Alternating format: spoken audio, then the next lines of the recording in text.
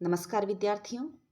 आज हम महाकवि सूर्यकांत त्रिपाठी निराला की कविता स्नेह निर्झर बह गया है की व्याख्या करेंगे और इस कविता पर चर्चा करेंगे। बच्चों, महाकवि सूर्यकांत त्रिपाठी निराला के बारे में मैं पिछले वीडियो में आपसे विस्तार से चर्चा कर चुकी हूँ।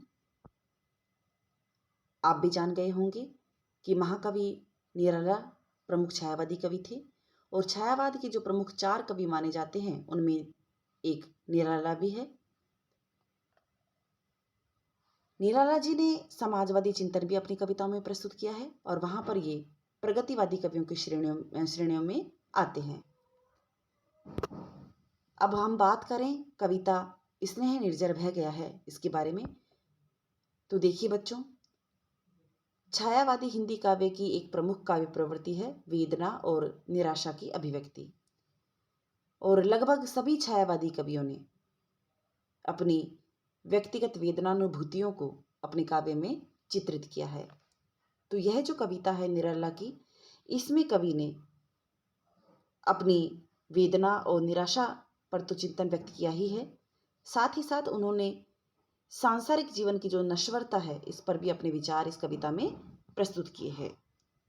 तो आइए बच्चों, अब इस कविता की हम व्याख्या करके इसका अर्थ समझते हैं।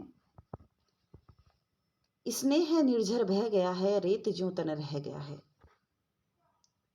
आम की यह डाल जो सूखी दिखी, कह रही है अब यहाँ पिक या शिखी नहीं आते।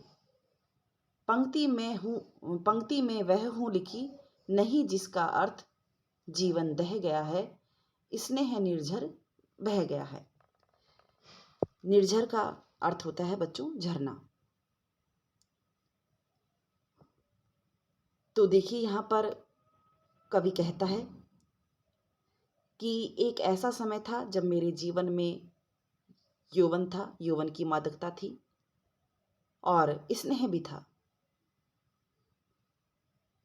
स्नेह रूपी जो झरना था वो निरंतर बहता रहता था, लेकिन अब वह स्नेह का जो झरना है वो बहकर समाप्त हो गया है, यानी मेरे जीवन में अब स्नेह शेष नहीं बचा है। जीवन में यौवन काल का जो स्नेहपूर्ण अवसर था वह अब मेरे जीवन से चला गया है, और जिस तरह झरने के सूख जाने पर उस जगह केवल रेतीली मिट्टी शेष बचती है, उसी प्रकार मेरे शरीर से यौवन रूपी जल के बह जाने से अब सूखी रेत की तरह जो है मेरा शरीर अब शेष रह गया है। आम की यह डाल जो सूखी दिखी, कह रही है अब यहाँ पिक या शिखी नहीं आते। पिक का अर्थ होता है बच्चों कोयल और शिखी का अर्थ है मोरनी। तो यहाँ पर देखिए कवि कह रहा है कि मेरे शुष्क जीवन रूपी आम की जो डाली है, जो सूखी डाली है, वो अब मुझसे कह रही है कि वसंत के दिन बीत जाने के कारण मेरे पास कोयल और मोरनी के जो मधुर स्वर है वो अपना राग नहीं आलापते हैं।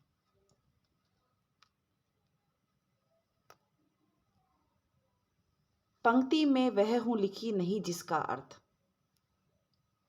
कवि निराला कह रहे हैं कि मेरा जो जीवन रूपी जो काव्य है वो उस अर्थहीन पंक्ति की तरह हो गया है जो न तो अपना कोई औचित्य प्रमाणित कर सकता है और न ही किसी का ध्यान अपनी ओर आकर्षित कर सकता है। तो यहाँ पर बच्चों कवि कहना चाह रहा है कि मेरा जो जीवन है वो स्नेह से रहित हो गया है, उसमें स्नेह नहीं बचा है, और यौवन का जो सुख और सौंदर्य होता है वह अवसर भी अब नष्ट हो गए हैं। यौवन का जो सुख और सौंदर्य है वह भी मेरे जीवन में अब शेष नहीं बचा है, और कुल मिलाकर मेरा जो जीवन है वो एकदम नीरस हो गया है। दिए हैं मैंने जगत को फूल फल, किया है अपनी प्रभा से चकित चल, पर अनश्वर था सकल पल्लवित पल, ठाट जीवन का वही जो ढह गया है। इन पंक्तियों में देखिए बच्चों, कवि कहता है कि मेरे जीवन रूपी आम की जो डाल मानो अब कह रही है कि मैंने आज तक संसार को विविध प्रकार के फूल और फल अर्पित किए हैं, किंतु अब संसार को देने लायक मेरे पास कुछ नहीं बचा है। तो भाव यह है बच्चों कि संसार में सब कुछ नश्वर है, नष्ट हो जाता है, चाहे वो शरीर हो, यौवन हो या फिर कोई प्राकृतिक वैभव। तो कवि को जो भ्रांति होती है पहले इन चीज़ों को अनश्वर मानने की, अब उसके बारे में कवि कह रहा है कि जिन चीज़ों को मैं अनश्वर मान के चल रहा था वो तो नश्वर निकली, नष्ट होने वाली निकली है।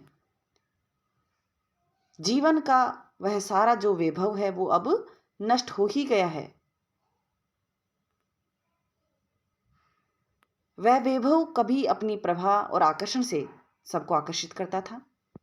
यौवन का जो प्रभा थी वो पहले आकर्षित करती थी, पर अब जो है वो उस जीवन का सारा आनंद एकदम ढह सा गया है।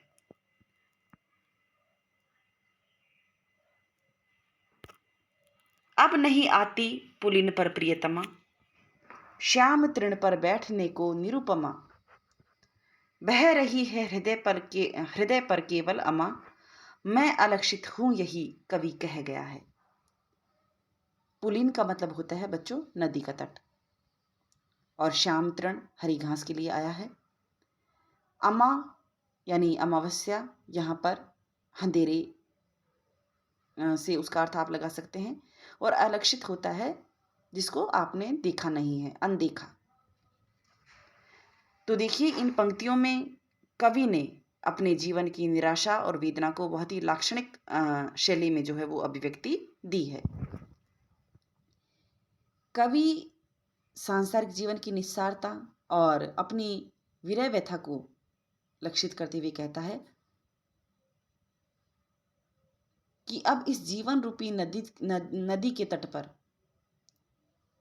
या मेरा जो जीवन रूपी नदी तट है उसके समीप अब हरी घास पर बैठने के लिए कोई प्रियतमा अब नहीं आती है। इस कारण अब हृदय में केवल वेदना, व्यथा और निराशा ही शेष बची है। प्रेम भावना जो है वो अब हृदय में शेष नहीं रही है। स्नेह जो था वो अब शेष नहीं रहा है। केवल अमावस्या की जो कालिमा है वो बढ़ रही है, यानी जो निराशा का जो अंधकार है वो मेरे जीवन में लगातार बढ़ता जा रहा है, और जीवन के जो सरस और प्रेमिल भाव है उससे मेरा जीवन रहित होता जा रहा है। वो मेरे जीवन से अब लगातार नष्ट हो रहे हैं, और हृदय में अब एकमात्र जो है वो निराशा का प्रसार हो रहा है। और देखिए यहाँ पर कवि ने अपनी व्यथा को व्यक्त करने के लिए विवश है, और वह कह रहा है कि जब जीवन ही स्नेहहीन हो रहा है तो फिर कोई भावुक व्यक्ति कैसे इस जीवन को सरस बना सकता है। तो अपने जीवन की वेदना और निराशा को कवि निराला ने इस कविता में प्रकट किया है बच्चों। उम्मीद करती हूँ कि यह कविता आप सभी को समझ में आई होगी। इस कविता का अर्थ आप सभी को समझ में आया होगा। धन्यवाद बच्चों, आज के लिए बस इतना ही।